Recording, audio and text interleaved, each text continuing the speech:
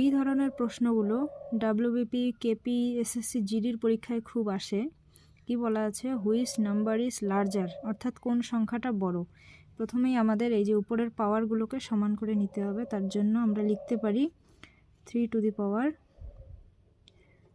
3 into 25, আর এদিকে লিখতে পারি 2 টু দি পাওয়ার 4 ইন্টু 25, অর্থাৎ 4 25 গুণ করলে আমরা 100 পাবো, 3 25 গুণ করলে 75।